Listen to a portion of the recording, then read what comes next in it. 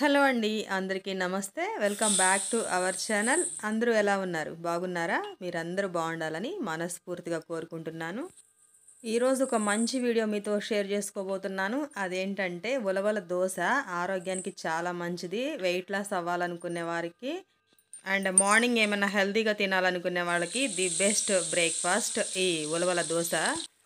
మరి దీని ప్రాసెస్‌లోనికి వస్తే ఒక కప్పు ఉలవలకి ఒక కప్పు బ్రౌన్ రైస్ తీసుకుంటున్నాను. ఒక స్పూన్ మెంతులు కూడా వేసి మొత్తం 2, 3 సార్లు కడిగేసి ఒక 6 ఆర్ 7 అవర్స్ నానబెట్టుకోవాలి.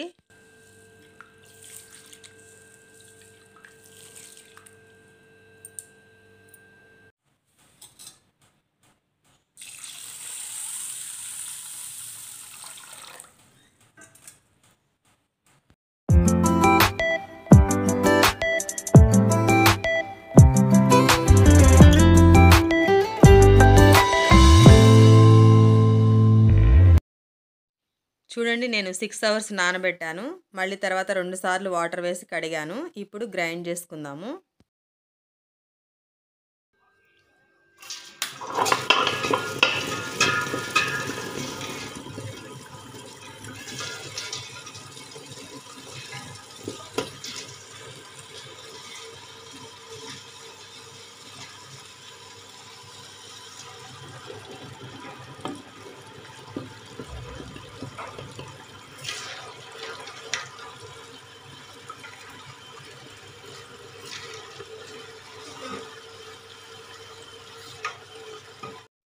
ఉలవలు, బియ్యం కలిపిన మిశ్రమాన్ని కొంచెం కొంచెం వేసుకుంటూ, కొంచెం కొంచెం వాటర్ వేసుకుంటూ పిండిని సాఫ్ట్‌గా అయ్యేలాగా గ్రైండ్ చేసుకోవాలి.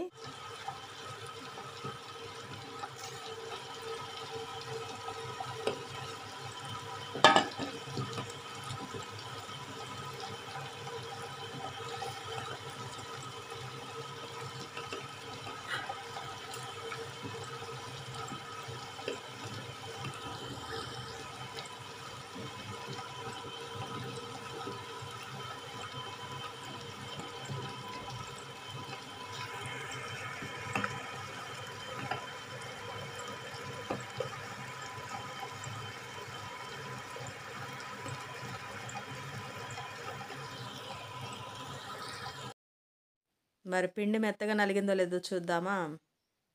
వావ్! పర్ఫెక్ట్‌గా నలిగింది. అంటే అంటే వాటర్ ఎక్కువ వేయకుండా పిండి ఈ కన్సిస్టెన్సీలో ఉండేలాగా వేసుకోవాలి. చూడండి, పర్ఫెక్ట్‌గా నలిగింది.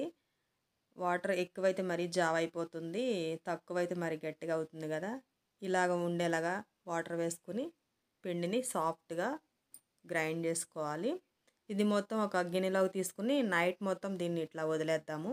మార్నింగ్ హెల్తీ దోసలు బ్రేక్‌ఫాస్ట్ చేసుకుందాము. చూడండి, పిండి మొత్తం నైట్ అంతా అలా ఉంచేసాం కదా! బాగా పిండి ఉపికింది, పులిసింది, గుడ్ బ్యాక్టీరియా ఫామ్ అయింది. ఇప్పుడు ఇందులోకి టేస్ట్‌కి సరిపడా సాల్ట్ వేసుకొని యమ్మీ యమ్మీ దోసలు వేసుకుందాము. క్రిస్పీగా కావాలంటే క్రిస్పీగా, మెత్తగా కావాలంటే మెత్తగా ఎలా అయినా వస్తాయి. చాలా అంటే చాలా బాగున్నాయి నాకైతే దోసలు. చాలా నచ్చేసాయి. కలర్ కూడా చాలా రెడ్‌గా వచ్చాయి. బాగున్నాయి.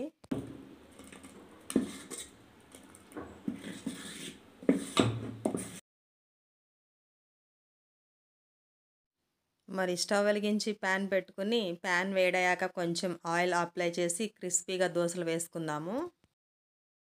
మరి మీరు ఎప్పుడైనా ఉలవ దోసలు వేసుకున్నారా? తిన్నారా? కామెంట్‌లో చెప్పండి. అండ్ పిండికి క్వాంటిటీ ఎలా తీసుకున్నారో బియ్యం, ఉలవలు అవి కూడా కామెంట్‌లో చెప్పండి.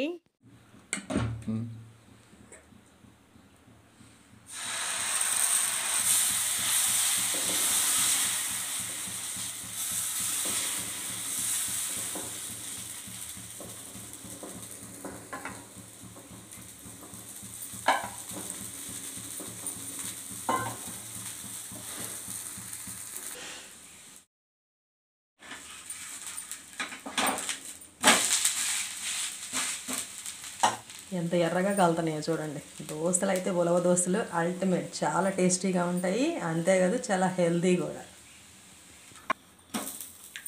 కొంచెం ఆనియన్స్ కూడా వేద్దాం.